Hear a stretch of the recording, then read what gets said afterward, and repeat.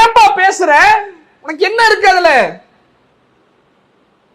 அவன் தப்பு செஞ்சானா அவன் கிட்ட சொல்லு, அல்லது அவனை சரி செய்ய வேண்டிய இடத்துல சொல்லு. அதை விட்டுட்டு அடுத்தவன் கிட்ட அவனை பத்தி நீ ஏன் பேசுற? அது இவ்வளவு பெரிய பாரதூரமானதுங்க. நீங்க நல்லா கவனிங்க.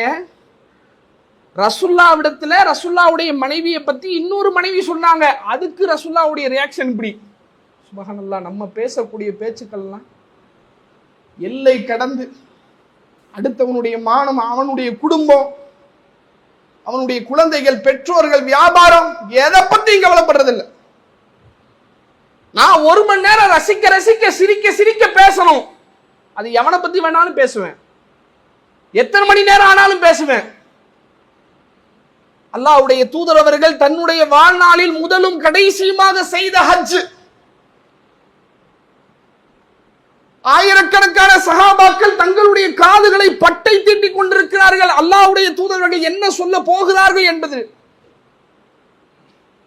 நபிகளார் சொல்லக்கூடிய ஒவ்வொரு வார்த்தையும் நம்முடைய உள்ளத்திலே பதிய வைக்க வேண்டும் என்று அவ்வளவு கூர்மையாக சஹாபாக்கள் நபிகளாரை கவனித்துக் கொண்டே இருக்கிறார்கள். ரசூலுல்லாஹ் என்ன சொல்ல போறாங்க என்று. அந்த நேரத்திலே அல்லாஹ்வுடைய தூதர் அவர்கள் மக்களை பார்த்து கேட்கிறார்கள், மக்களே, ஐயு யௌமின் ஹாதா, இது எந்த நாள் என்கிறார்கள். சஹாபாக்கள் அல்லாஹ்வுடைய தூதர் தான் நன்கறிந்தவர்கள். இது எந்த மாதம்? அல்லாஹ்வுடைய தூதர் தான் நன்கறிந்தவர்கள். இது எந்த இடம்? அல்லாஹ்வுடைய தூதர் தான். தெரியாம சொல்லல, ரசூலுல்லாஹ் ஏதோ சொல்ல வராங்க, அதை நம்ம தடுக்க கூடாது என்பதற்காக அல்லாஹ்வுடைய தூதருக்கு தான் தெரியும் என்று சொல்றாங்க. அப்ப ரசூலுல்லாஹ் சொல்றாங்க, அலைஸ யௌமின் நஹர், இது நஹருடைய நாள் இல்லையா? அறுத்து பலியிடக்கூடிய அந்த நாள் இல்லையா? ஆமா. இது துல்ஹஜ் மாதம் இல்லையா? புனித மாதம் இல்லையா? ஆமா. இது புனித இடம் இல்லையா? இந்த மக்கமா நகரம் என்பது புனித இடம் இல்லையா? ஆமா.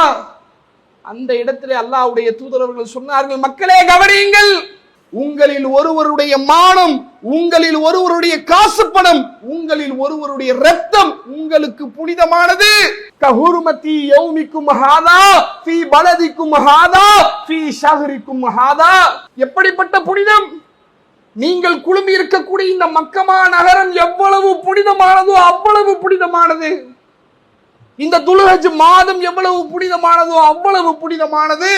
நீங்கள் குழுமி இருக்கக்கூடிய இந்த நாள் எவ்வளவு புனிதமானதோ அவ்வளவு புனிதமானது.